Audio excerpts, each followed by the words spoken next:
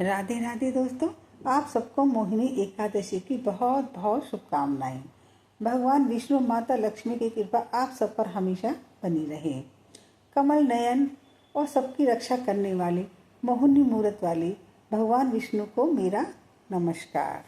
यह एकादशी वैशाख शुक्ल पक्ष को मनाई जाती है। इसी दिन भगवान विष्णु की पूजा का विधान है।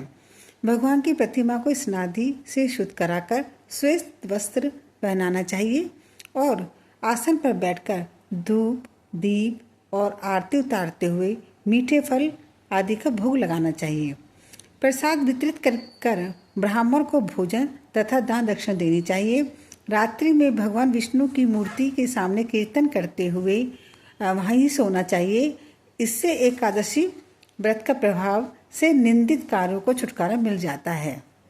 कहते हैं इस दिन भगवान विष्णु ने मोहिनी रूप धारण किया था। देवताओं को उन्होंने इस दिन अमृतपान कराया था और राक्षसों से इनकी रक्षा की थी। इनका मोहिनी रूप इतना सुंदर था कि सभी देवी देवता इन पर मोहित हो गए। यहाँ तक कि भोलेनाथ भी इस मोहिनी रूप से नहीं बच पाए थे और इसीलिए आज के दिन को मोहिनी एकादशी कहा जाता है। चलिए सुनते हैं मोहिनी एकादशी की कथा। सरस्वती नदी तट पर भद्रावती नाम की नगरी थी। उसमें धृत नाम का राजा राज्य करता था। उसके राज्य में एक धनवान वैश्य रहता था।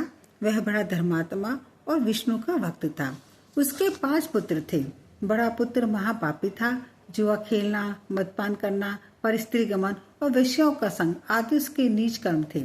उसके माता पिता ने उसे कुछ धन वस्त्राभूषण देकर उसे घर से निकाल दिया। आभूषणों को बेचकर कुछ दिन तो उसने काट लिए और फिर वह धनहीन हो गया और चोरी करने लगा। पुलिस ने उसको पकड़कर जेल में बंद कर दिया। जब दंड की अवधि समाप्त हुई तो वह नगरी से निकाल दिया गया। वह वन में पशु पक्षियों को मारता तथा खाकर अपना गुजारा करता। एक दिन उसके हाथ शिकार ने लगा। भूखा प्यासा वह कोठन मुनि के आश्रम में आ गया और हाथ जोड़कर बोला, मैं आपकी शरण में हूँ। मैं आपके शरण में आया हूँ, मेरी रक्षा करो। मुझे कोई ऐसा उपाय बताओ हे मुनिवर, जिससे मेरा उद्धार हो जाए।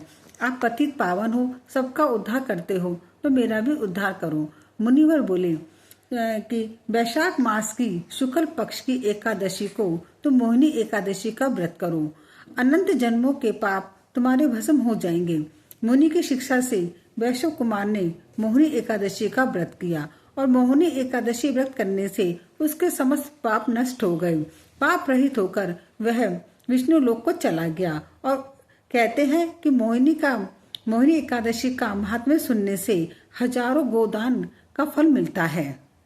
यहीं पर यह कथा समाप्त होती है।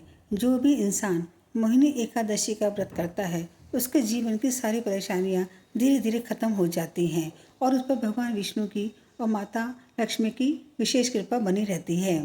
अगर आपको मेरा यह कहानी कथा अच्छी लगी है तो मेरी वीडियो को लाइक करें, शेयर करें और मेरे चैनल को सब्सक्राइब करें।